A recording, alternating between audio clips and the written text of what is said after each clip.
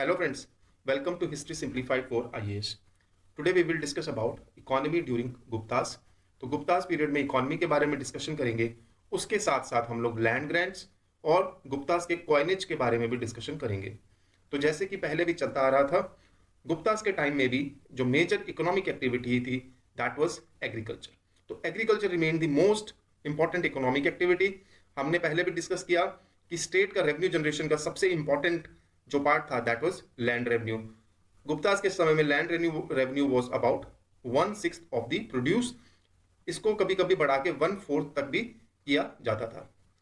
Land measurements की काफी सारे जो हमें लैंड मेजरमेंट्स की यूनिट का पुराना से पता चलता है, उसमें कुल्यवापा, द्रोणावापा, निवर्तना जैसी यूनिट्स के बारे में डिस्क्रिप्शन आता है।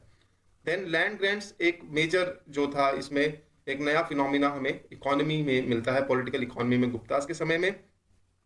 तो लैंड ग्रांट्स जो है वो ब्राह्मण्स को पहले दिए जाने लगे या फिर दूसरे जो रिलीजियस एक्सपर्ट्स थे उनको दिए जाने लगे। तो लैंड ग्रांट से हुआ क्या, एक तो एरिया अंडर कल्टीवेशन बढ़ा और दूसरी चीज जो थी इसमें प्रोडक्टिविटी भी लैंड की बढ़ी, क्योंकि ब्राह्मण्स के लिए इंपॉर्टेंट था कि अगर उनको अपना रेवेन्यू बढ़ाना है तो they should invest in the new technologies in agriculture. तो ब्राह्मण्स ने नई टेक्निक्स के अंदर नए इक्विपमेंट्स को लाने के लिए इन्वेस्टमेंट्स किए। इन इन्वेस्टमेंट्स की वजह से प्रोडक्टिविटी बढ़ी और साथ के साथ इन्होंने एरिया अंडर कल्टीवेशन बढ़ाने के लिए भी एफर्ट्स लगाए। इन दोनों कारणों से जो टोटल प्रोडक्शन था एग्रीकल्चर का वो भी बढ़ा। इससे ब्राह्मण्स जो टैक्स ले रहे थे अपने लैंड ग्रांट वाले एरिया से वो भी बढ़े। तो इन टोटल ब्राह्मण्स का जो इनकम थी दैट ऑल्सो इंक्रीज्ड। तो ये हो गया एग्रीकल्चर में। तो एग्रीकल्चर के अलावा ट्रेड एंड कॉमर्स जो है that also remained an important activity during Gupta period. हालांकि जो गुप्तास का लेटर पार्ट हम लोग देखते हैं उस समय ट्रेड एंड कॉमर्स डिक्लाइन में चला गया, तो धीरे धीरे वो कम होना शुरू हो गया। लेकिन गुप्तास के एक मेजर पार्ट में ट्रेड एंड कॉमर्स फ्लरिश कर रहा था और मर्चेंट्स जो थे वेस्टर्न कोस्ट पे वो काफी ज्यादा एक्टिव हो गए थे। तो इंडियन मर्चेंट्स वेस्टर्न कोस्ट से काफी ज्यादा रोल प्ले कर रहे थे इंटरनेशनल ट्रेड के अंदर। उसके अलावा ईस्ट कोस्ट के मर्चेंट्स भी जो हमने देखा संगम एज में भी काफी ज्यादा एक्टिव थे, वो गुप्तास के टाइम में भी एक्टिव रहे। और सेंट्रल और साउथ ईस्ट एशियन ट्रेड में इंडियन मर्चेंट्स ने काफी बड़ा रोल अपना प्ले किया। उसके अलावा ईस्ट अफ्रीकन कोस्ट के साथ भी इंडियन मर्चेंट्स ने कॉन्टेक्ट्स बनाए और इंडिया का जो वेस्टर्न कोस्ट से ट्रेड हो रहा था that also included trade with East African coast. Gold का यूज हो रहा था। Gold was used in horses and silk trade, क्योंकि ये जो ट्रेड थे हॉर्स और सिल्क अगर ट्रेड देखे ये काफी एक्सपेंसिव ट्रेड था, तो इसमें गोल्ड का यूज किया जा रहा था। इंडियन मर्चेंट्स जो इंडिया का जो ट्रेड था उसमें तो रोल प्ले कर ही रहे थे, साथ के साथ जो सिल्क ट्रेड जो सिल्क रूट के ऊपर हो रहा था उसमें भी इंडियन मर्चेंट्स अपना रोल प्ले कर रहे थे। देन ये हॉर्सेस की अगर बात करें तो हॉर्सेस कभी भी इंडिया में कभी कोई अच्छी ब्रीड्स जो थी हॉर्सेस की वो नहीं मिली, और हॉर्सेस इंडिया का पहले से एंशिएंट टाइम में एनिमल भी नहीं रहा। तो horses were imported from other countries. So these countries included Iran, Bactria, Arabia. तो अरेबिया और सेंट्रल एशिया के कंट्रीज से हॉर्सेस का इंडिया के अंदर इंपोर्ट किया जाता था। देन इंडिया की एक्सपोर्ट की चीजें देख लेते हैं। इंडिया से एक्सपोर्ट जो हो रहा था उसमें टेक्सटाइल एक मेजर जो इंपॉर्टेंट आइटम थी, उसमें कॉटन, सिल्क, मुस्लिन, लिनेन, वूल, ये सारे टेक्सटाइल्स इंडिया से एक्सपोर्ट किए जा रहे थे। उसके अलावा pearls, Ivory, precious stones, perfumes, Indigo, spices, paper, sandalwood, तो इस तरह की जो एक्सपेंसिव आइटम्स थी वो भी इंडिया से एक्सपोर्ट की जा रही थी। तो जैसा कि हम लोग पहले कह रहे थे कि इंडियन मर्चेंट्स वेस्टर्न कोस्ट और ईस्टर्न कोस्ट दोनों तरफ काफी ज्यादा अपने आप को एजर्ट कर रहे थे। तो इंडियन शिप्स ने एक इंपॉर्टेंट रोल प्ले किया Indian Ocean, Arabian Sea and China Sea की ट्रेड एक्टिविटीज में। तो दैट मीन्स ओवरसीज ट्रेड में शिप्स का यूज हो रहा था। देन अगर रिवर के बारे में देख लें तो रिवर में भी काफी ज्यादा वाटरवेज का यूज किया जा रहा था। तो जो बड़ी नदियां थी लाइक गंगा, यमुना, नर्मदा, गोदावरी, कृष्णा एंड कावेरी, इस तरह की नदियों में काफी वाटरवेज थे और इन वाटरवेज का यूज करके रिवर ट्रांसपोर्टेशन हो रहा था। तो इसने भी ट्रेड में हेल्प की। देन अगर लैंड ओवरलैंड ट्रेड की बात करते हैं तो जैसे कि शुरू से ही हम देखते आ रहे ऑक्स कार्ट का यूज जो है इसमें कंटिन्यू रहा। वही major means of communication overland trade का गुप्तास के समय में भी बना रहा। देन गिल्ड्स, जो कि हमने देखा महाजनपद पीरियड से ही अपना इंपॉर्टेंस उन्होंने इकोनॉमिक एक्टिविटी में बना लिया था, वो अभी भी वाइटल रहे। मैन्युफैक्चरिंग में, गुड्स की मैन्युफैक्चरिंग में इन्होंने जो था गिल्ड्स अपना रोल प्ले करते रहे। मैन्युफैक्चरिंग में कैसे रोल प्ले करते थे? क्वालिटी, क्वांटिटी और जो प्राइस का रेगुलेशन था that was being done by guild. तो सिर्फ मैन्युफैक्चरिंग में नहीं, ट्रेड एक्टिविटीज में भी गिल्ड्स का रोल इंपॉर्टेंट रहा। उसके अलावा ये अपने मेंबर्स को सोशियो इकोनॉमिक सपोर्ट भी देते हैं। हमने गिल्ड्स के बारे में पहले भी डिस्कशन किया है कि किस तरीके से गिल्ड्स बैंकर का काम कर रहे थे और किस तरह से बिजनेस को रेगुलेट करने का काम कर रहे थे। एंट्री और एग्जिट जो थी उसको रेगुलेट करने का गिल्ड्स काम कर रही थी। तो वो जो एक्टिविटीज गिल्ड्स की थी वो अभी भी कंटिन्यू रही और गिल्ड्स काफी इंपॉर्टेंट इस समय भी बनी रही। देन कॉपर और आयरन का यूज हो रहा था हाउस होल्ड आइटम्स में, एग्रीकल्चर इक्विपमेंट्स बनाने में और वेपन्स को बनाने में। तो आयरन का हमने देख लिया पहले से काफी यूज वेपन्स और एग्रीकल्चर इक्विपमेंट्स के लिए हुआ था, जिसकी वजह से इन दोनों जो फील्ड्स थी इनके अंदर काफी इंप्रूवमेंट देखने को मिली because the use of iron. तो आयरन और कॉपर का यूज अभी भी चलता रहा और वो काफी इंपॉर्टेंट रही। देन उसके अलावा गोल्ड जो था उसका भी काफी ज्यादा यूज हमें गुप्ता पीरियड में मिलता है और गोल्ड की क्राफ्ट्समैनशिप काफी ज्यादा अच्छी हो चुकी थी गुप्ता के समय और ये एविडेंट है इनके क्वाइनेज से। गुप्ता के क्वाइनेज काफी उनको एक्सीलेंट कॉइन्स माना जाता है। आर्टिस्टिक अगर वे में देखा जाए तो उसमें हमें मिलता है कि क्राफ्ट्समैनशिप जो थी गोल्ड में काफी ज्यादा अच्छी हो चुकी थी। गोल्ड के अलावा pearl fishery, bead making, ivory work और प्रेशियस स्टोन के ऊपर जो वर्क था वो भी क्राफ्ट्समैनशिप का इंपॉर्टेंट पार्ट था। देन उसके अलावा पॉटरी भी चल रही थी। तो पॉटरी में इस समय रेड वेयर पॉटरी जो थी that was the most common pottery, तो वही इस समय चल रही थी। देन कालिदास और दूसरे जो राइटर्स हैं उन्होंने मेंशन किया है about various weighing balances and measuring rods. तो ये भी एक इकोनॉमिक एक्टिविटी के अंदर ही आ जाएगा कि वेइंग बैलेंसेस और मेजरिंग जो रॉड्स है उनका डिस्क्रिप्शन हमें कालिदास की जो टेक्स्ट है उसके अंदर मिलता है for measuring length and weighing different articles. Then अगर हम अर्बन एरियाज में देखें तो ब्रिक्स के बने हुए घर भी हमें मिलते हैं but they were majorly belong to this richer section of the society. उसके अलावा जो कॉमन जो मटेरियल था that was bamboo and wood which was being used to construct houses in urban areas. Then हमने जो पहले भी बात की कि गुप्ता डायनेस्टी के एंड होते हुए that means the latter part of the Gupta dynasty trade में काफी ज्यादा डिक्लाइन देखने को मिला और उसका एक मेजर रीजन बेजेंटाइन का सिल्क ट्रेड था जिसके अंदर काफी जो वो एडवर्सली अफेक्ट हो गया। तो एडवर्सली अफेक्ट होने की वजह से सिल्क ट्रेड कम हुआ और इंडियन मर्चेंट्स भी काफी हद तक इसमें सिल्क ट्रेड में बहुत सारे मर्चेंट्स इंडिया के इन्वॉल्व थे तो वो काफी उससे एडवर्सली अफेक्ट हुए। तो इन टोटल इसने ट्रेड को हैम्पर किया बिकॉज सिल्क का ट्रेड इंडिया से भी किया जा रहा था, उसके अलावा सिल्क रूट पे भी इंडियन मर्चेंट्स एक्टिव थे। देन इसमें एक डिस्क्रिप्शन आता है सोर्स से कि गुप्ता पीरियड और उसके लेटर पार्ट में इकोनॉमिक जो प्राइसेस थे डिफरेंट आर्टिकल्स के दे वर नॉट स्टेबल और वो फ्लक्चुएट हो रहे थे according to the supply and demand of the commodities in the market. तो ये काफी फ्रीक्वेंट रहा फ्लक्चुएशन। तो ये जब फ्लक्चुएशन फ्रीक्वेंट है तो दैट मीन्स कि गुप्ताज और उसके बाद वाले जो पीरियड में जो किंग्स थे या रूलर्स थे they could not control the economy of the state. तो इकोनॉमिक एक्टिविटीज को वो ज्यादा कंट्रोल नहीं कर पा रहे थे, सप्लाई एंड डिमांड को वो रेगुलेट नहीं कर पा रहे थे। दैट वाज द रीजन कि इसमें फ्रीक्वेंट फ्लक्चुएशन हमें देखने को मिलता है। और एक मेजर फीचर गुप्ता के समय का रहा कि जो latter part of the Gupta है उसमें डी अर्बनाइजेशन स्टार्ट हो गया। तो इसके हमें एविडेंसेस भी मिलते हैं, काफी ज्यादा एविडेंसेस हमारे पास हैं। तो पहला एविडेंस हो गया आर्कियोलॉजिकल एविडेंसेस।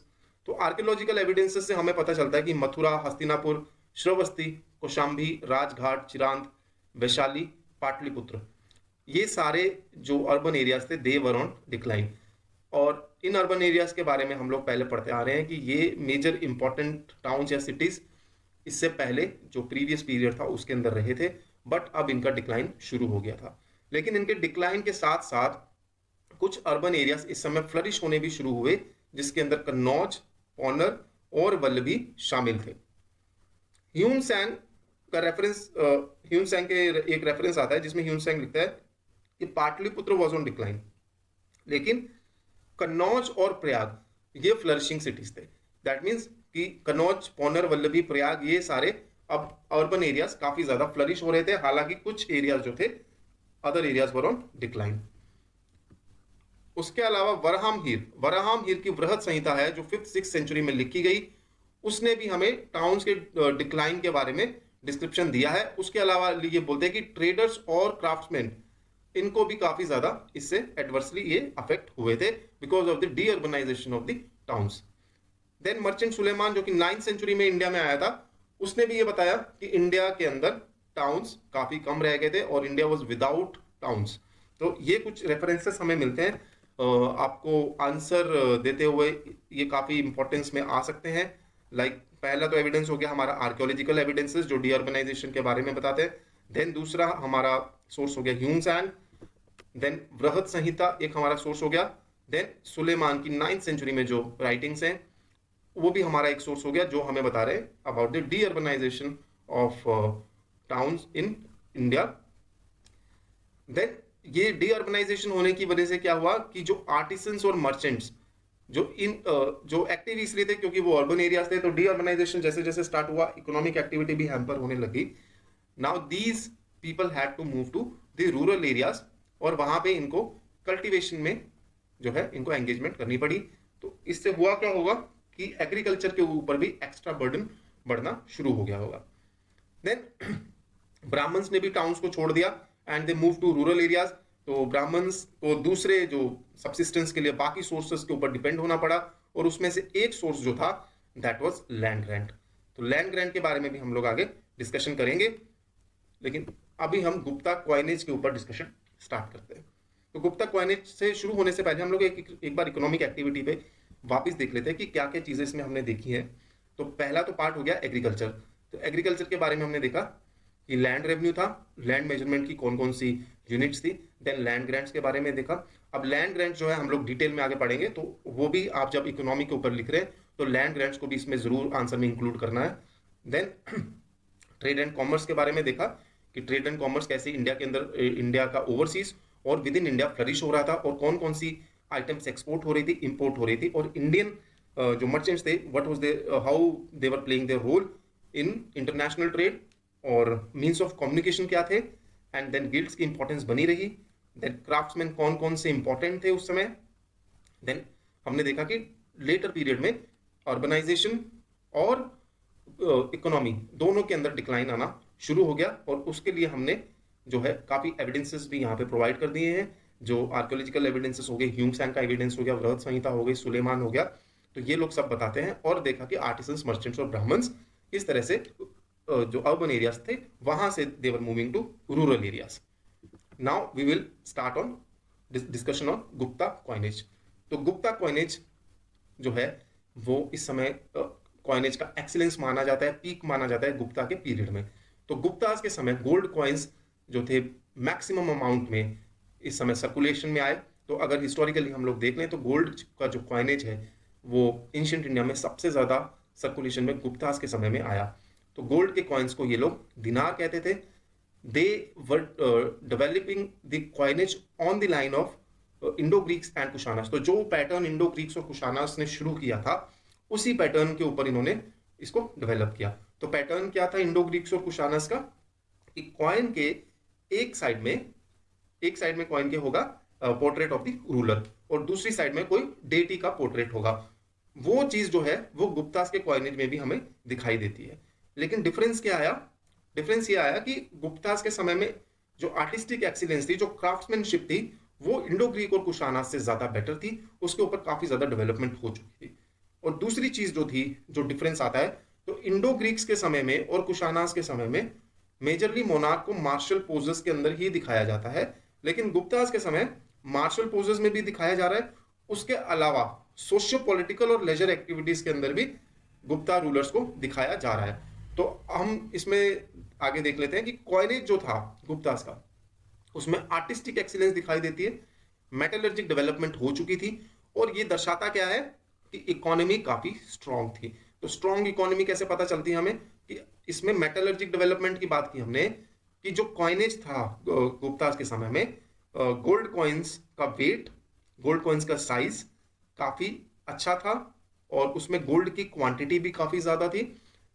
तो अगर गोल्ड की क्वांटिटी ज्यादा थी और उसका साइज भी बड़ा, तो दैट मीन्स कि इकोनॉमी शायद स्ट्रांग रही होगी, इसीलिए गुप्तास गोल्ड कॉइन्स का सर्कुलेशन इतना बढ़ा सके। और उसके अलावा क्वांटिटी ऑफ गोल्ड कॉइन्स भी इंपॉर्टेंस रखता है। तो इतने ज्यादा कॉइन्स अगर सर्कुलेशन में है तो that itself reflect strong economy during the Gupta period.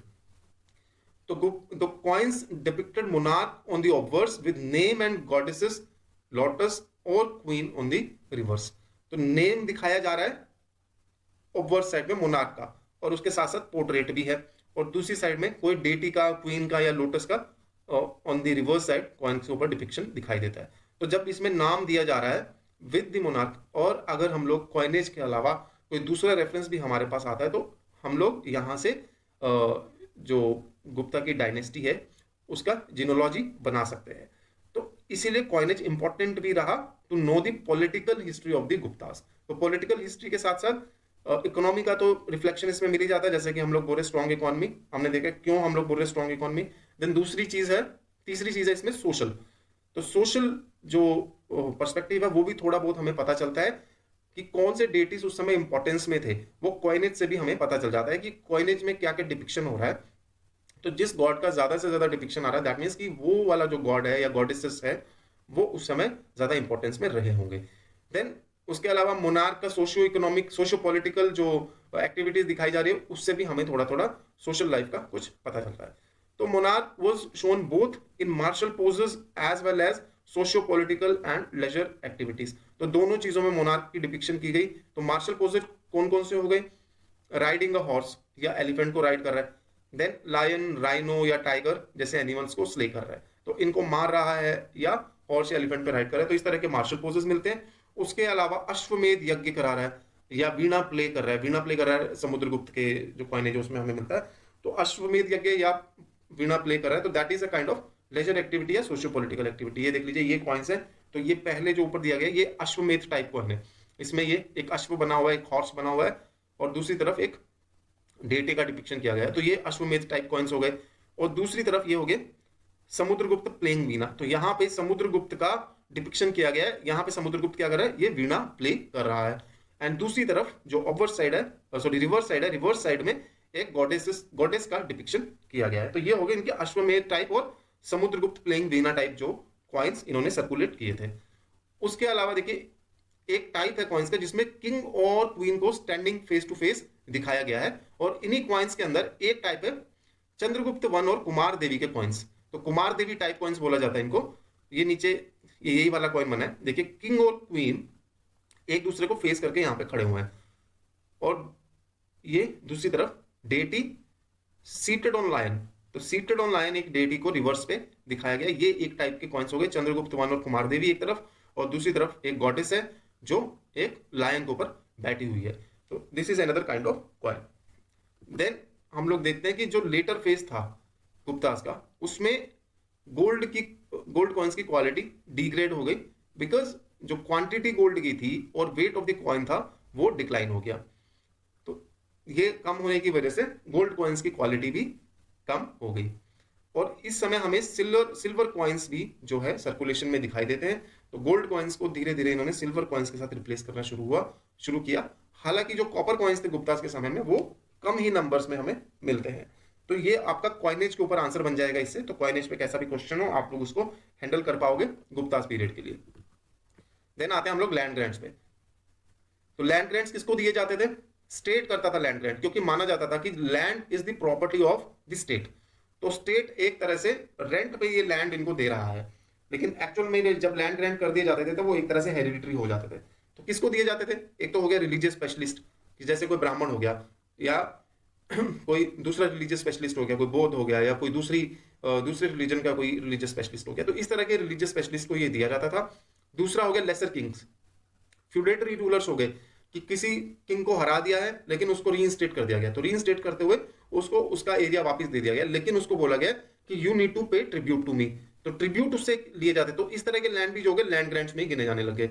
और उसके अलावा दूसरे भी वासल्स, जो छोटे फ्यूडेटरी रूलर्स, ये डिसेंट्रलाइज करके थोड़ा थोड़ा एरिया उनको दे देते थे, ताकि वो on the behalf of ruler rule करते रहे। तो इससे क्या होगा, लॉयलिटी जो है बनी रहेगी, और किंग को ज्यादा इन्वेस्टमेंट किए बिना एक जो है लेसर किंग मिल गया, और वो लेसर किंग सुपर किंग की जो सॉवरेंटी है उसको बनाए रखेगा। देन तीसरे हो गए गवर्नमेंट ऑफिसर्स। तो ये स्टार्टिंग के पीरियड में तो नहीं मिलता, लेकिन जो गुप्तास का लेटर पीरियड है वहां पे गवर्नमेंट ऑफिसर्स को भी लैंड ग्रांट्स मिलने शुरू हो गए।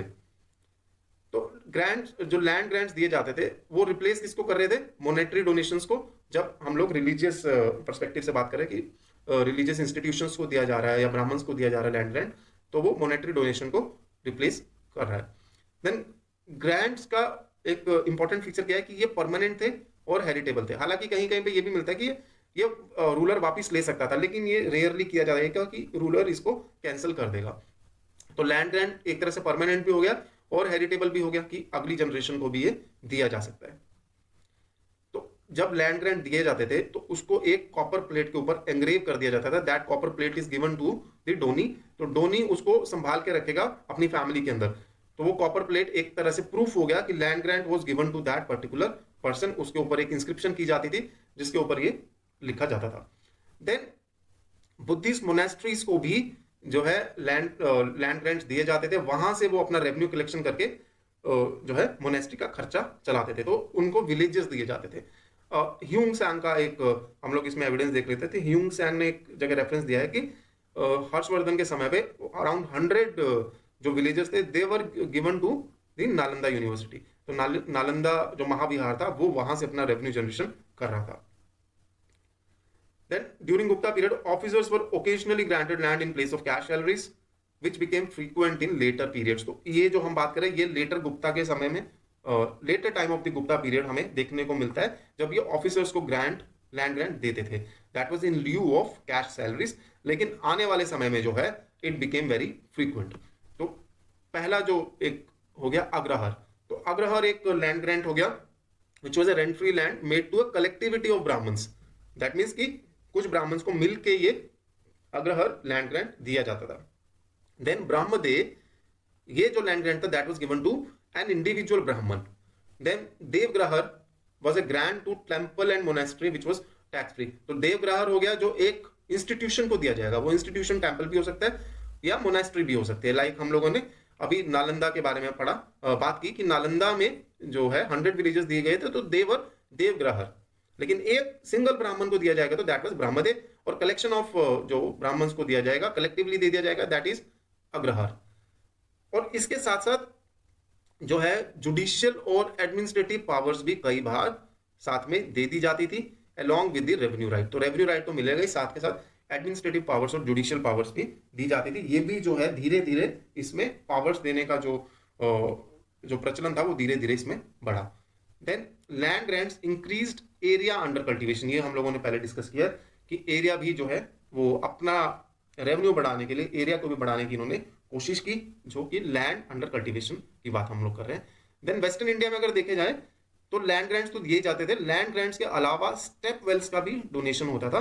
तो उसका मेन रीजन ये हो गया कि वेस्टर्न इंडिया में इरिगेशन के लिए स्टेप वेल्स एक मेजर सोर्स था, तो इसलिए स्टेप वेल्स को भी डोनेट किया जाता था। अब इनका ग्रांट्स का जो फायदा जो मिलता था रूलर्स को वो ये था कि जो फार फ्लंग एरियाज थे, रूरल एरियाज थे, जहां, क्योंकि हम लोगों ने देखा कि गुप्तास की ब्यूरोक्रेसी बहुत ज्यादा एक्सटेंसिव नहीं थी। स्टैंडिंग आर्मी उनके पास मॉरियंस के कंपैरिजन में बहुत कम थी। तो ये जो ब्राह्मण्स थे जो कि फार फ्लंग एरियाज में, रूरल एरियाज में इनको लैंड ग्रांट्स दिए जाते थे, तो उन एरियाज के अंदर ब्राह्मण्स रूलर्स को लेजिटिमाइज करते थे, उनके रूल को वैलिडेट करते थे। तो ये ब्राह्मण्स एक मेजर रोल प्ले कर रहे थे फॉर दी रूलर्स। और दूसरी चीज ब्राह्मण्स के लिए क्या हुई कि इन्होंने वैदिक रिलीजन्स को नए एरियाज के अंदर प्रोपेगेट करना शुरू किया। अब इसका एक मेजर जो फीचर देखने को मिलता है कि वैदिक रिलीजन तो प्रोपेगेट होनी शुरू हुई, लेकिन साथ के साथ वैदिक रिलीजन के अंदर इनको लोकल माइथोलॉजीज भी इनकॉर्पोरेट करनी पड़ी। तो इससे हम लोग amalgamation of the two cultures इसमें देखने को मिलता है। तो धीरे धीरे वैदिक रिलीजन्स के अंदर भी क्या हुआ, या वैदिक या पुरानिक रिलीजन की भी बात हम लोग कर रहे हैं, तो धीरे धीरे लोकल माइथोलॉजीज भी उसके अंदर आनी शुरू हो गई। देन लैंड ग्रांट्स बढ़ने से फ्यूडल कैरेक्टर भी बढ़ा, पॉलिटिकल में भी और इकोनॉमिक स्ट्रक्चर में भी। जो हमने देखा कि एडमिनिस्ट्रेटिव पावर्स भी दी जा रही हैं और जुडिशियल पावर्स भी दी जा रही है, तो पॉलिटिकल और इकोनॉमिक स्ट्रक्चर दोनों में फ्यूडल कैरेक्टर आ गया। तो इस सिस्टम को हम लोग सामंतवादी सिस्टम बोलते हैं। अब इसमें होता क्या था, ये आप हम लोग रूलर्स की बात कर रहे हैं, तो लैंड ग्रांट्स जो है वो लेसर किंग्स को दिए जाते थे। तो अब जितने ज्यादा लैंड ग्रांट दिए जाएंगे, चाहे लेसर किंग को दिए जाए चाहे ब्राह्मण्स को दिए जाए, वो अब एसोसिएट हो गई with the Prestige of the ruler. तो तो रूलर जितने ज्यादा लैंड ग्रांट्स देते हैं तो उसका प्रेस्टीज उतना ही ज्यादा बढ़ता है। तो इस चीज ने भी एक्सेलरेट किया process of giving land grants. तो लेसर किंग्स को जो लैंड ग्रांट दिया जाता था उसमें एक्सपेक्टेशन क्या थी सुपर किंग की, कि वो एक तो लॉयल रहेगा और दूसरा उसको होमेज पे करनी पड़ेगी in person to the ruler. तो दैट मीन्स कि ये सबऑर्डिनेट है, इस चीज को प्रूव करना है। तो पहली तो चीज हो गई होमेज, ठीक है। दूसरा हो गया कि जब भी रिक्वायरमेंट होगी स्टेट को तो lesser king had to provide the military help. And तीसरा हो गया ईयरली ट्रिब्यूट्स पे करने फ्यूडेटरी रूलर्स को, तो लेसर किंग्स हैड टू पे ईयरली ट्रिब्यूट्स। देन इस चीज को इंश्योर करने के लिए कि लेसर किंग कोई विद्रोह ना कर दे, उसके लिए जो उनके माइनर सन्स होते थे वो एम्परर के पास, रूलर के पास रहते थे ताकि वो एम्परर के लॉयल रहे। तो ये सन्स क्योंकि एम्परर के साथ रहेंगे, पूरा इनका बचपन वहीं पे गुजरेगा, तो ज्यादा एक्सपेक्टेशन थी कि ये जो अगली जनरेशन है that would be loyal to the ruler. तो ये फंक्शन हो गए लेसर किंग्स के, कि पहली चीज तो होगी कि वो लॉयल रहेगा, होमेज पे करेगा, and then military help provide करेगा, देन ईयरली ट्रिब्यूट देगा, और उसके सन्स जो हैं वो एम्परर के पास रहेंगे ताकि वो आगे जाके लॉयल बने रहें। देन पावर डिसेंट्रलाइज हो गई इसकी वजह से, क्योंकि लैंड ग्रांट्स ज्यादा दिए जाने लगे, लेसर किंग्स को दिए जाने लगे, ब्राह्मण्स को दिए जाने लगे, इवन ऑफिशियल्स को दिए जाने लगे। तो इससे हुआ क्या कि धीरे धीरे पावर जो है डिसेंट्रलाइज्ड होती गई। इससे डिसेंट्रलाइजेशन से क्या हुआ, जो सेंटर की अथॉरिटी थी इन एरियाज के अंदर वो वीक हो गई। जैसे कि हम लोग यहाँ पे बोल रहे हैं कि ब्राह्मण्स लेजिटिमाइज कर रहे थे फार फ्लंग एरियाज में रूलर के अथॉरिटी को, लेकिन अब रूलर डायरेक्टली तो वहां पे अथॉरिटी अपनी नहीं दिखा रहा, वो ब्राह्मण्स के थ्रू उसकी अथॉरिटी लेजिटिमाइज हो रही है। तो दैट मीन्स सेंटर की पावर वहां पे बहुत कम है, अब जो पावर है वो उस ब्राह्मण की पावर वहां पे है। तो हालांकि वो इसको लेजिटिमाइज कर रहा है बिकॉज कि जब तक सेंटर उसको लैंड ग्रांट देके रखेगा तब तक ही ब्राह्मण की पावर वहां पे है। तो ये चीज इसमें हम लोग एक फीचर देख सकते हैं। Then lesser kings independence assert कर देते थे जब भी कोई अपॉर्चुनिटी मिलती है। तो जैसे ही कोई वीक रूलर आया, जो एक तो ये इस तरह से पॉलिटिकल इकोनॉमिक स्ट्रक्चर ही ऐसा बन गया कि डिसेंट्रलाइजेशन इतनी ज्यादा हो गई कि सेंटर वीक हो गया, दूसरा रूलर भी ऊपर से वीक आ गया, तो लेसर किंग्स के लिए काफी इजी हो जाएगा अपनी इंडिपेंडेंस एजर्ट करना। तो ये भी एक चीज इसमें आनी शुरू होगी। इसीलिए हम लोग देखते हैं कि गुप्तास के बाद बहुत सारे जो छोटी छोटी स्टेट्स इंडिया के अंदर बन गई। हालांकि जैसे कोई स्ट्रांग रूलर आया उसने इन स्टेट्स को फिर से मिला के एक बड़ी स्टेट बनाई। एक और इसमें चीज आ गई कि सर्फडम बढ़ गया। तो जैसे जैसे पीजेंट्स जो थे वो लैंड के साथ ट्रांसफर किए जाते थे, तो जिसको लैंड मिल रहा है उसके साथ पीजेंट्स को ट्रांसफर कर दिया गया, लैंड बेचा जा रहा है, पीजेंट्स भी उसके साथ जा रहे हैं, तो that is known as serfdom. तो ये सर्फडम जो है इंडियन सिस्टम में भी थोड़ा थोड़ा दिखना शुरू हो गया। तो और एक चीज इसमें थी कि लैंड रेवेन्यू सिस्टम जो था इन फ्यूडेटरी रूलर्स के अंदर, ब्राह्मण्स के अंदर, क्योंकि ये लोग ज्यादा से ज्यादा टैक्स लेना चाहते थे, ये रेवेन्यू सिस्टम काफी ज्यादा ऑपरेसिव हो गया, ये मिडलमैन की तरह बन गए, इन्होंने इंटरमीडियरी का जो है रोल प्ले करना शुरू कर दिया। तो ये क्योंकि इन्होंने ट्रिब्यूट आगे राजा को भी पे करना है, तो इसीलिए जो ये टैक्सेस ले रहे थे, जो फ्यूडेटरी रूलर्स की बात कर रहे हैं हम लोग, ये ट्रिब्यूट रूलर्स को आगे पे कर रहे थे। तो जो टैक्स ये ले रहे थे ये सोच रहे थे कि वो टैक्स ज्यादा से ज्यादा लिया जाए, तो ज्यादा टैक्स लेंगे तो पेजेंट्स के लिए वो सिस्टम ऑपरेसिव हो जाएगा। देन फोर्स्ड लेबर जो कि विष्टि, जो जिसका रेफरेंस पहले मौर्यन पीरियड में भी हमें मिला है, और उसके साथ साथ बहुत सारे नए लेवाइज और टैक्सेस भी जो है पेशेंट्स के ऊपर इंपोज करने शुरू कर दिए। तो इन चीजों ने ये सिस्टम को काफी ज्यादा ऑपरेसिव बना दिया था। देन अगर हम लेटर पार्ट देखते हैं, गुप्ताज और पोस्ट गुप्ता पीरियड इसके बाद देखते हैं, तो मनी इकोनॉमी जो है वो डिक्लाइन में चली गई और land grants were given to even the officials. तो ये रेगुलर फिनोमिना बन गया कि जो ऑफिशियल्स हैं they would also be given land grants in lieu of the salaries. तो उनको सैलरीज की जगह पे लैंड ग्रांट्स देने शुरू कर दिए गए। तो ये चैप्टर हम लोग यहीं पे खत्म करते हैं। इसके बाद हम लोग गुप्ता सोसाइटी के बारे में डिस्कशन करेंगे। So for now thank you very much and have a very nice day.